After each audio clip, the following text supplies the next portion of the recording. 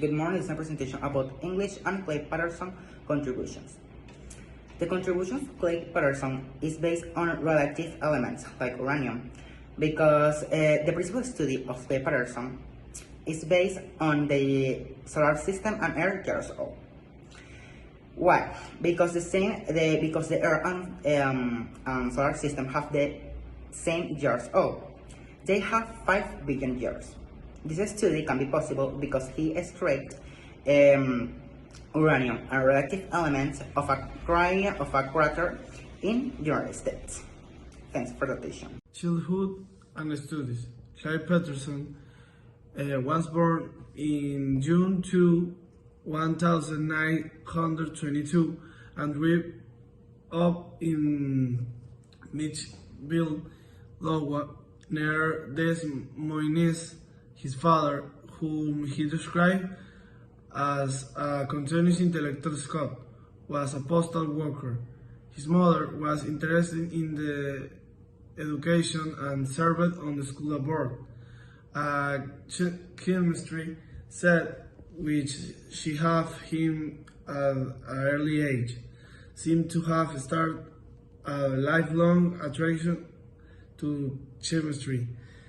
He attended a small high school with fewer than 100 students and later graduated from Greenwich College with an A.V. degree in chemistry. There he met with to be Lorna McClary. They moved to the University of Iowa for graduate work where Patterson an M.A. thesis in molecular spectroscopy. Good morning, my name is Santiago Duarte and I'm going to talk about the legacy of Clair Patterson.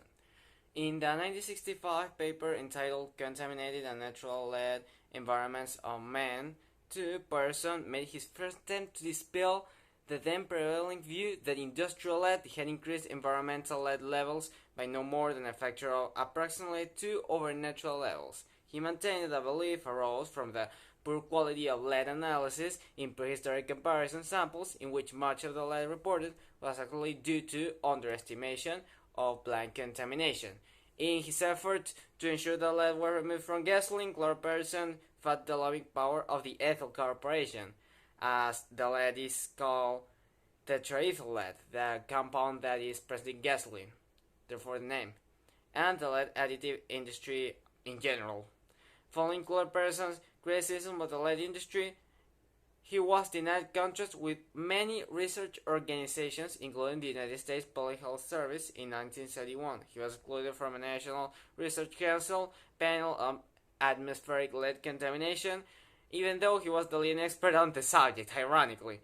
And then in 1978, Clair Patterson was appointed to a National Research Council, fortunately another one, who expressed their views in a 78-page minority report, which held that control measures should begin immediately, including gasoline, food, containers, paint, enamels, and water distribution systems. Fun fact, most of the houses built in the 1950s in the United States, for example, probably are contaminated with lead present in the paint used to paint the houses.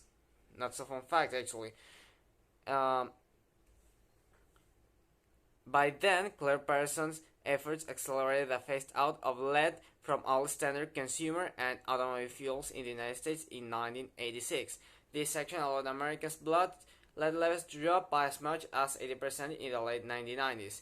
It is widely believed that the rising crime in the 80s and 90s, which is actually viewed in the rise of movies about violence like RoboCop at that time, was due to the fact that the people born at the generation with lead poisoning might actually had lower IQs due to the contamination. Fortunately, this guy saved us a lot of people from getting this neurotoxin in their system. It's horrifying, and it actually can get stored in your bones because it is because your body confused it with calcium. terrifying. Well, that has been all for today. Thank you for watching.